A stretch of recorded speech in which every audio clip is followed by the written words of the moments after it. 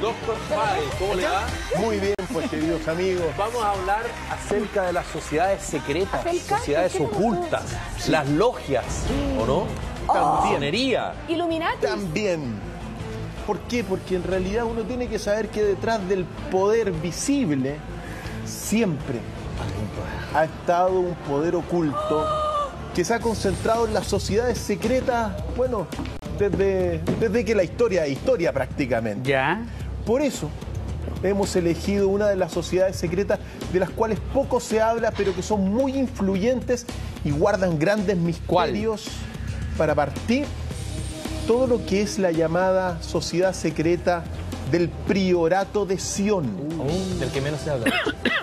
Del que menos se habla, pero al mismo tiempo del que, bueno, grandes mensajes nos vinculan a esta sociedad secreta, sobre todo con las imágenes que estamos viendo, con la descendencia de Jesús, supuestamente, entre otras cosas. Ahora bien, para meternos rápidamente entre las cosas que uno tiene que saber, es que mira, todas las sociedades siempre tienen una fundación histórica. ¿Quién fundó? En este caso, en 1956, el Priorato de Sion fue fundado por Pierre Plantard. Pierre Plantard, un francés que dijo ser el último descendiente de la dinastía merovingia. La dinastía merovingia es una dinastía que gobernó gran parte de Europa entre los primeros siglo V, VI, VII, VIII, muy influyente en Francia, evidentemente, pero dinastía merovingia, y aquí está el punto, que dice ser la heredera de la descendencia carnal de Jesús. Y ahí rompe toda la tradición católica cristiana occidental. Por supuesto que sí. Entonces, Pierre Plantard, siglo XX, mediados del siglo XX, dice ser, en otras palabras, el último descendiente de Jesús en la tierra a nivel de el vínculo sanguíneo. Entonces, ese es el inicio de esta fundación del Priorato de Sion, muy importante.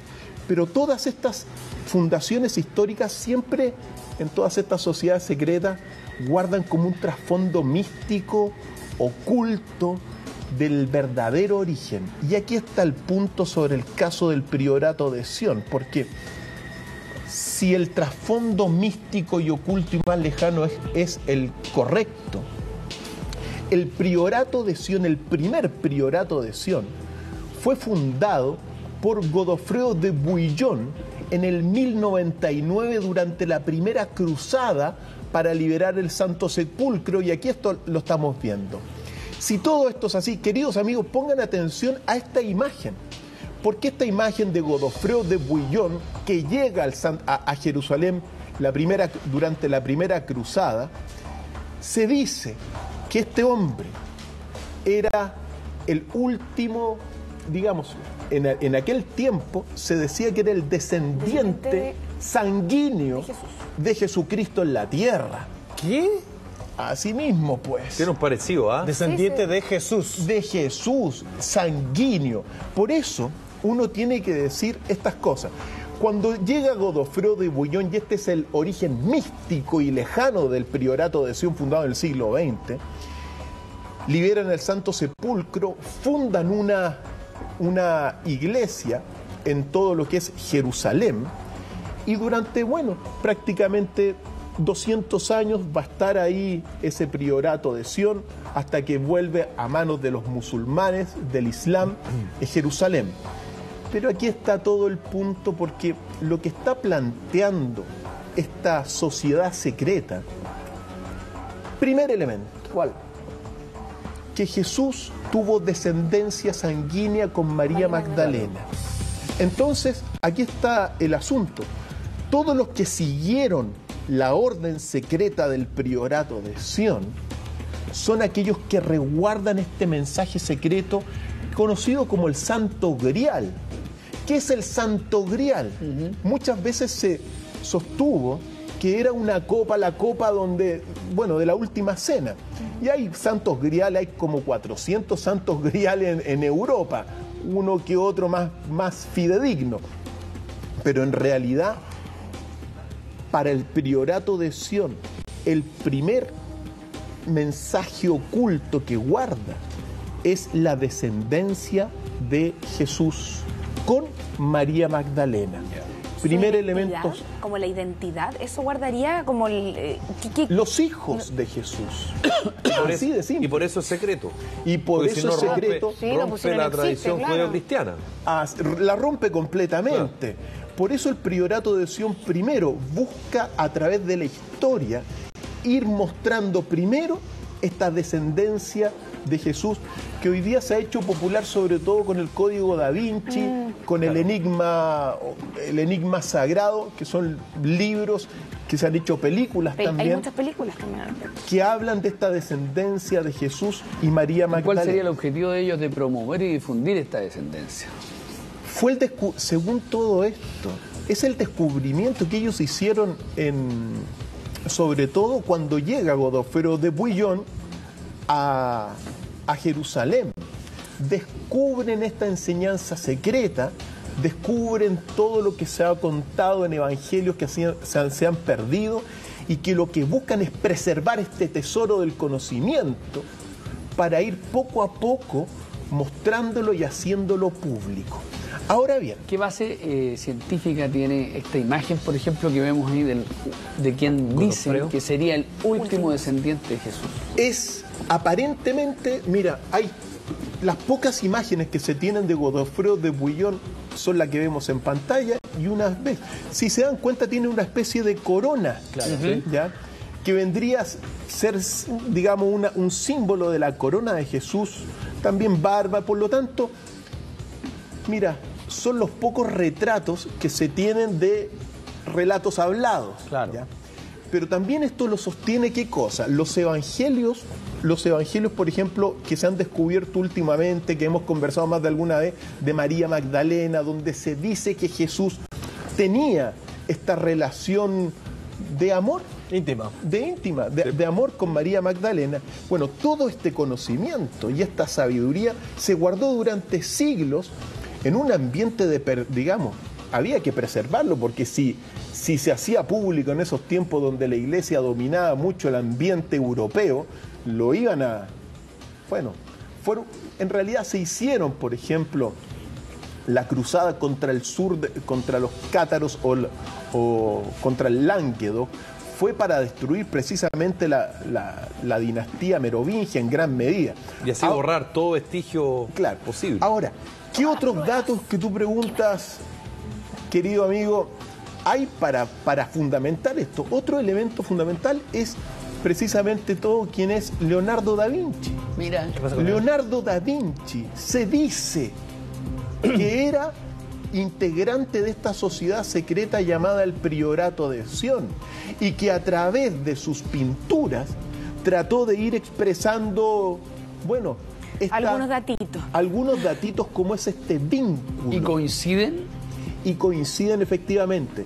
Coinciden, primer elemento, con todo lo que es la descendencia, con los evangelios antiguos, con la descendencia merovingia, y siempre uno se tiene que detener en la última cena, que si quieren podemos, si la ponen en el monitor, podemos ir decodificando cómo Leonardo da Vinci fue de alguna forma evidenciando. Está a tu espalda, ¿eh? Aquí está. Me voy a levantar entonces, queridos amigos.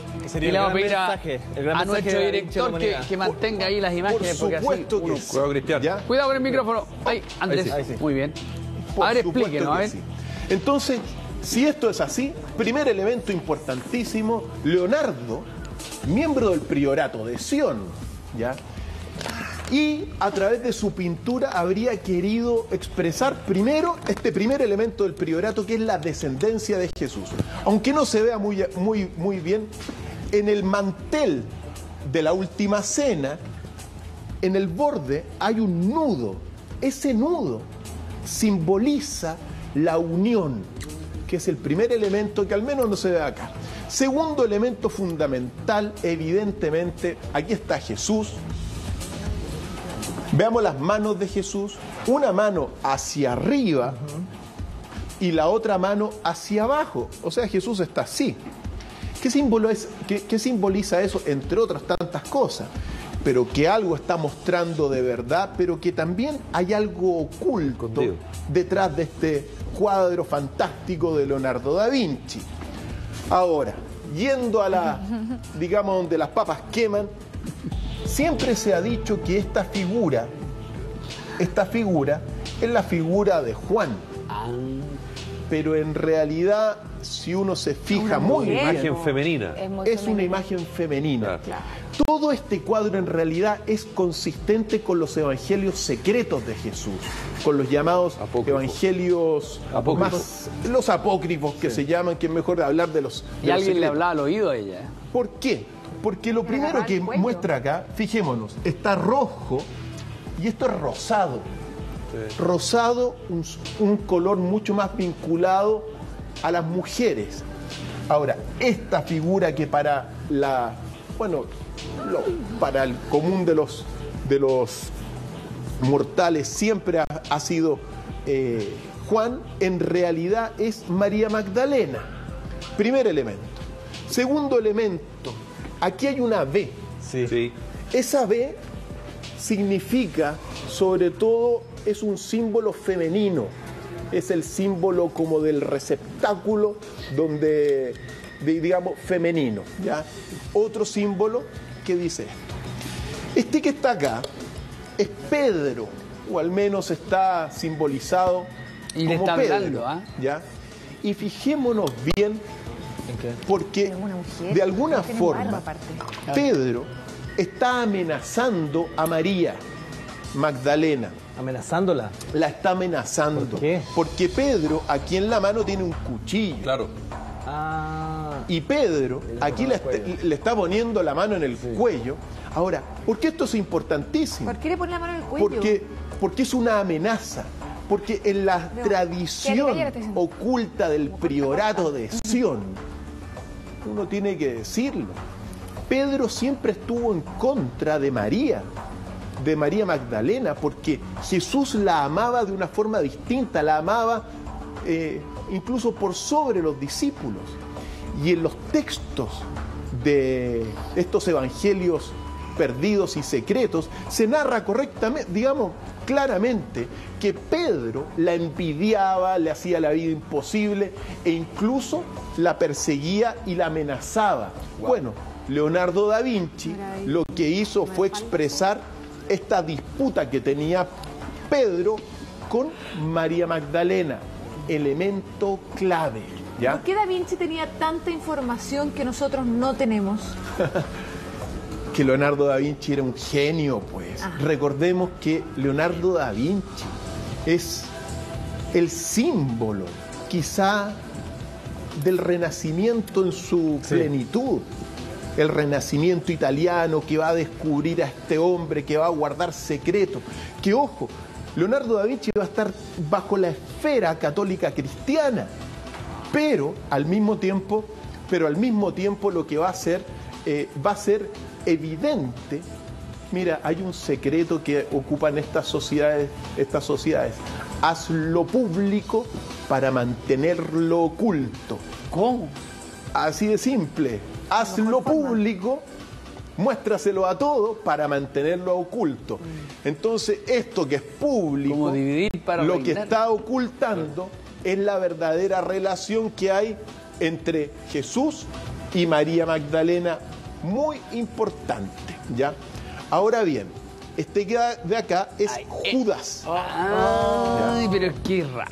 Parecía un niño, era como. Este que está acá es Judas. Sí. Y ojo, los que están mirando, fijémonos acá, este también es Tomás. Este Tomás, otra cosa, otro elemento importante, Tomás viene a ser el hermano gemelo de Jesús, pero el hermano gemelo espiritual de Jesús. Si se dan cuenta, es muy parecida a la figura que siempre ha tenido Jesús, Sí. una figura, por lo tanto, Mesiánica. cuando recordemos que Jesús no tuvo un hermano gemelo carnal, sino que un hermano gemelo espiritual que guardaba los más grandes secretos en el Evangelio de Tomás, que es el Evangelio más antiguo de los evangelios escritos en la Biblia, hay que decirlo. Entonces, Tomás está mirando directamente hacia este lugar de acá, ¿ya? Y aquí hay una cosa que, bueno, en ciertos se puede apreciar bien, pero lo que está ocultando este cuadro no solamente es la relación de Jesús con María Magdalena, la 13ª discípula, más bien dicho, apóstol en este sentido, elegida, sino que aquí se guarda escondido precisamente el Santo Grial, que es el hijo, más bien dicho, la hija de María Magdalena y de Jesús, ¿ya? Que vendría a ser Sara, si la tradición es la correcta, después de la muerte, bueno, después de la crucifixión y de haber superado la crucifixión por parte de Jesús, María Magdalena con Sara, su hija guardada simbólicamente en este lugar, aquí estaría la cabeza y aquí estaría el cuerpo de esta guagua, habrían partido con rumbo a Inglaterra, donde se va a desarrollar la descendencia que después va a derivar en los merovingios y en Godofredo de Bouillon, ¿ya? Ahora, si ustedes se dan cuenta, Tomás mirando precisamente acá, los otros apóstoles escandalizados de alguna forma con precisamente el símbolo de la guagua o del hijo de Jesús con María Magdalena. En consecuencia, todo esto cuando uno lo lee, porque el cuadro evidentemente es un cuadro italiano renacentista, pero es coherente con todos los evangelios secretos descubiertos a partir de 1945 por parte de la historia. En consecuencia, este cuadro es importante para desentrañar elementos claves. Hay una imagen que la Carola me pregunta a mí, yo no tengo la respuesta, usted sí. ¿Se la puede preguntar? Sí, es que María Magdalena, porque para mí es claro que es una mujer, para muchos puede ser Juan, la mano la tiene donde, posada como... ¿Sobre la mesa? Sobre la mesa, bajo sí. La mesa o al lado cogiendo la mano, que me da la sensación que le coge la mano juntos, ¿cierto? a Jesús. Sobre la mesa, la tienen juntas, pero no la tienen tomadas, ¿ya? Al menos ese es el cuadro original y esta es una restauración. Ahora, aquí hay todo un mensaje encriptado. Por supuesto. Básicamente esto es un testimonio en el cual se quiere dar cuenta de una historia que en ese momento no se podía hacer evidente, pero que había que traspasarla de alguna manera de generación en generación. Y esta era la mejor forma de hacerlo. Así es. ¿Así fue pensado, crees tú? Yo creo que sí. Tengo la convicción que sí, porque hay elementos, al menos, muy importantes, como el aspecto femenino de Juan. Y es muy clave, como les decía, cuando uno lee los evangelios hoy día disponibles en todas las librerías, afortunadamente, y se da cuenta que Pedro prácticamente siempre estaba en contra de María Magdalena, porque Jesús la amaba de manera especial, y cuando uno comienza a leer esto, Pedro con un cuchillo amenazando a María, es coherente con estos evangelios del siglo I. ¿Te das cuenta? Cuando uno sabe lo que hay detrás de Leonardo da Vinci, que Leonardo da Vinci en realidad lo que hizo sobre todo fue pintar, su gran obra no es la pintura, pero las obras que pintó siempre fue colocando cosas misteriosas. Yo tengo el convencimiento que es así. A mí nadie me va a convencer que esta figura femenina es Juan. Así de simple. Entonces, otro importante, darnos cuenta. Estas son las claves, evidentemente uno puede llegar a hacer muchas otras. Pero la figura de Tomás.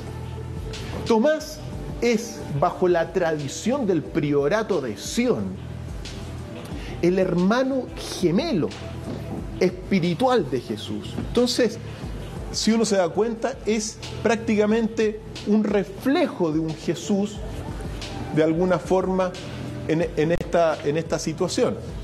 Los otros apóstoles, siempre en figura expectante, Más allá, por cierto, está, aunque no se aprecie muy bien, hay un autorretrato de Leonardo da Vinci dentro de los discípulos. Por lo tanto, el cuadro de Leonardo da Vinci es quizá la primera prueba de esta descendencia que oculta el priorato de Sion. Y el resto de los apóstoles que están al extremo derecho de la pantalla, Dr. File, ¿están más o menos en la misma línea de lo que está viendo Tomás? Porque hasta ahora tenemos a Tomás, tenemos la imagen que supuestamente podría ser Juan, tenemos a Judas. Efectivamente, mira, pero antes de estos detalles, yo les quiero contar una cosa. ¿Qué cosa? Jesús, además que vamos a mostrar una imagen muy especial. Leonardo, más bien dicho, él dibujaba con una imagen especular, que se llama. ¿Cómo así? Fijémonos bien. Aquí en realidad. Aquí está la imagen precisamente especular. Leonardo dibujaba con la imagen especular, es decir, como un espejo. Y cuando uno ocupa esta, digamos, hace como especie de unión de espejos utilizando el cuadro de la Última Cena, aparece precisamente la Trinidad por excelencia. Jesús, María, que en realidad no es Juan, y la guagua que está.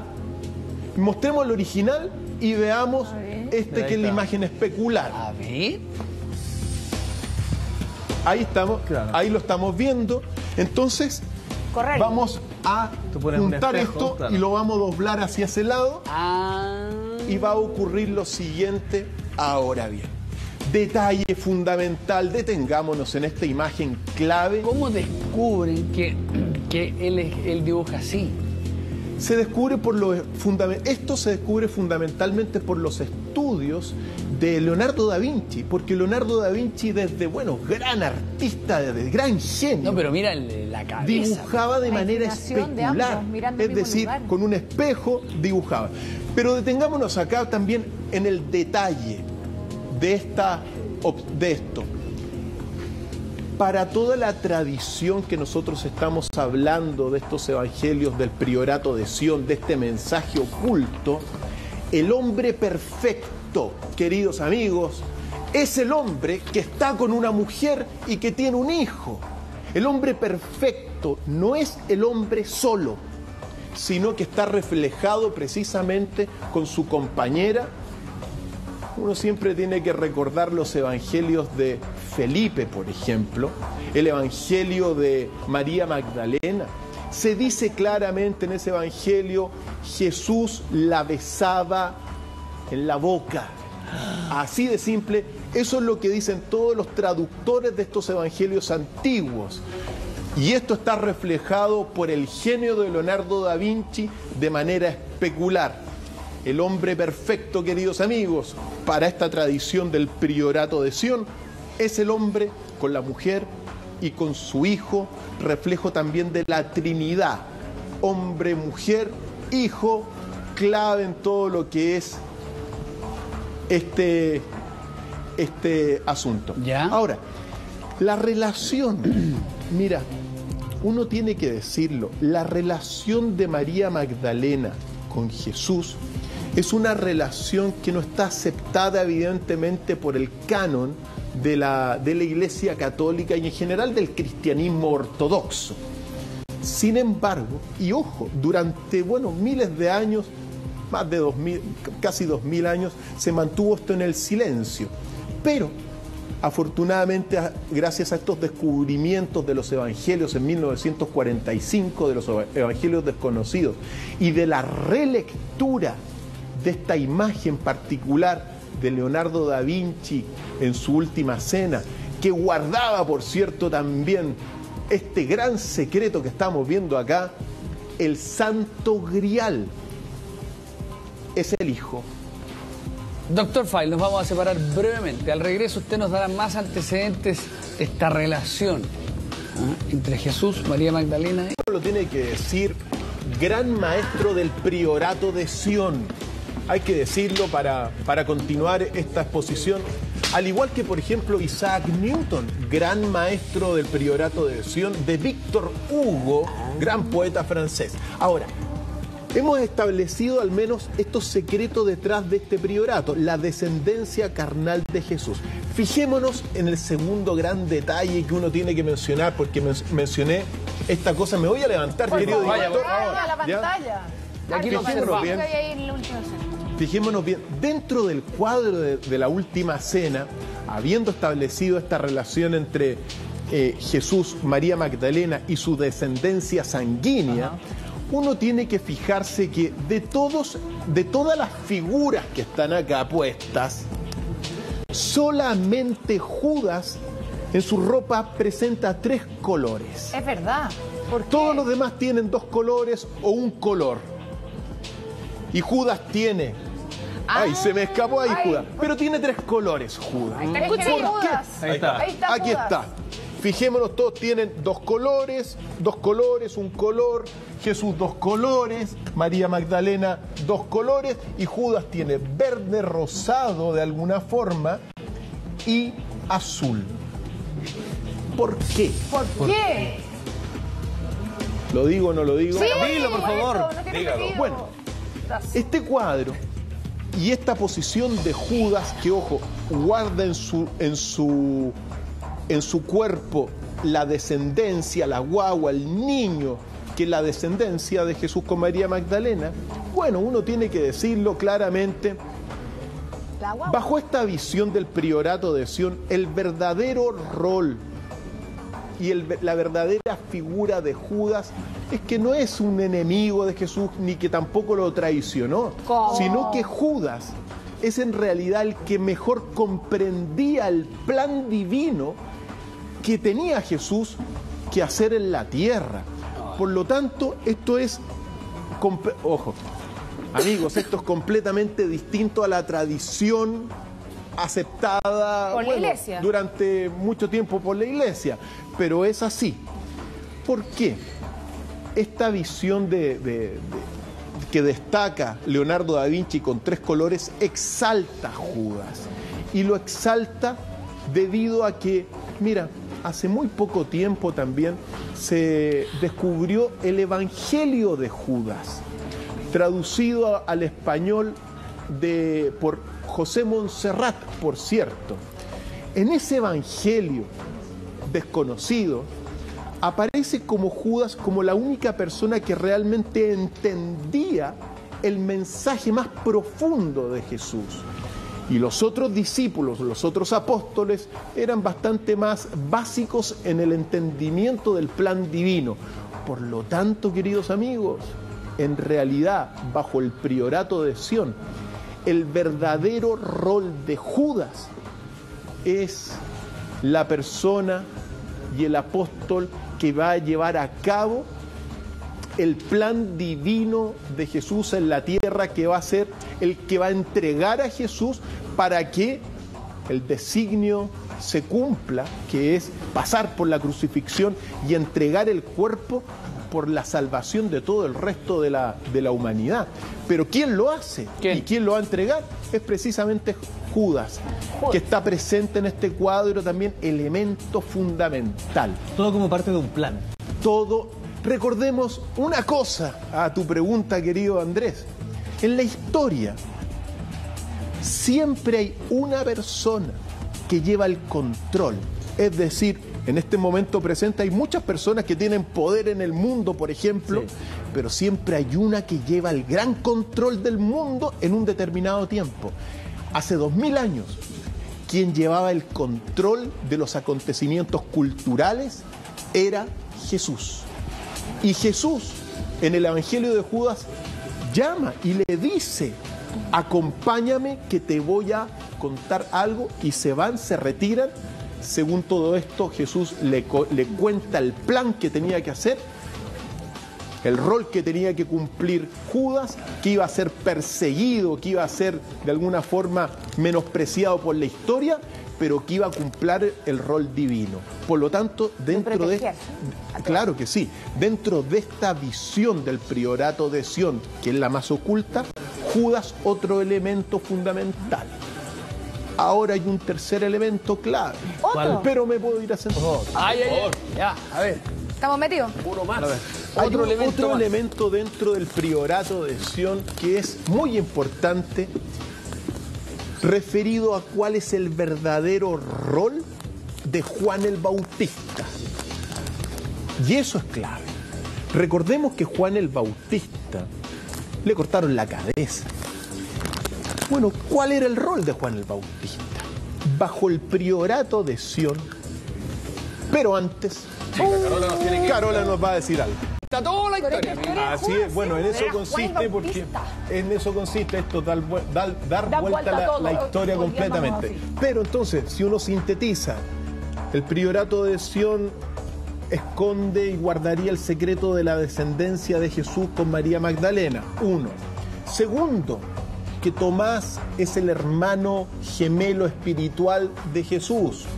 Tercero, que Judas en realidad fue el principal apóstol de Jesús, en el sentido que siguió el plan divino que Jesús estaba llamado a, el real plan divino que Jesús estaba llamado a implantar en la tierra. Perdona, solamente para hacer un paréntesis, la historia culpa a Judas de todo, de ser el gran traicionero, de ser el que defraudó a Jesús por completo. Pero, según lo que tú nos estás contando, Judas sería el principal aliado. Exacto. Eso es lo que estamos diciendo. El que ejecutó el plan maestro, en este caso. Tú lo estás diciendo mejor que yo. Y el cuarto elemento fundamental en este sentido es el rol de Juan el Bautista, bajo esta visión del priorato de Sion. Juan el Bautista, uno tiene que decir, no solamente era primo de Jesús, sino que también fue el gran maestro de Jesús. Jesús decía que no había nadie más alto que Juan el Bautista. Y al mismo tiempo, como esenio, Juan el Bautista, es decir, depositario de los más grandes secretos y misterios de aquella época, los esenios, Juan el Bautista, en realidad, al bautizar en el río Jordán a muchos seguidores, lo que estaba haciendo en realidad era organizar una verdadera rebelión contra el imperio romano de aquella época que había controlado la región. Y en este sentido, Jesús, como sucesor de Juan el Bautista, si todo esto es así, habría sido en realidad, aparte de toda la figura profética, mistérica, de grandes sabiduría, Jesús habría comandado una sedición contra el imperio romano, una sedición que llegó a juntar 35.000 hombres y mujeres ahí en el Monte de los Olivos. Por lo tanto, cuando es crucificado Jesús y cuando a Juan el Bautista se le corta la cabeza, eso es señal precisamente de que el imperio romano estaba tratando de detener no una rebelión de unos pacifistas como se ha querido ver, sino que una verdadera sedición contra el imperio romano. Uno tiene que recordar en este sentido que en aquel tiempo las crucifixiones solamente se hacían contra los culpables de sedición. Por lo tanto, dentro de esta relectura del priorato de Sion, Jesús comandó una rebelión armada, y eso no quita, contra el imperio romano, y eso no quita su figura de gran líder espiritual, porque al final, como él llevaba el control de la situación, lo que hace es detener la rebelión y entregar en su cuerpo. Pero todo lo que se fue formando antes con Juan el Bautista, el gran líder de esta revuelta, fue una verdadera sedición. Ahora bien, todo esto que guarda el priorato de Sion en sus más profundos baúles secretos, lo que se busca también es llevar, porque todas estas sociedades secretas buscan un poder temporal, el poder político. Claro. En consecuencia, sostenido sobre estas bases que hemos mencionado, queridos amigos, el priorato de Sion querría primero instaurar una especie de una especie de santo estado en todo lo que es Europa, que hoy día se estaría expresando en toda la comunidad económica europea como una gran potencia mundial. También, ¿qué es lo que querría el priorato de Sion? Reemplazar la religión ortodoxa católica cristiana, la nueva ortodoxia católica cristiana, por una serie de estas sabidurías que hemos conocido y que estuvieron dormidas durante mucho tiempo. Y el tercer elemento que habría y querría este priorato de Sion sería instaurar una especie de gran rey en Israel.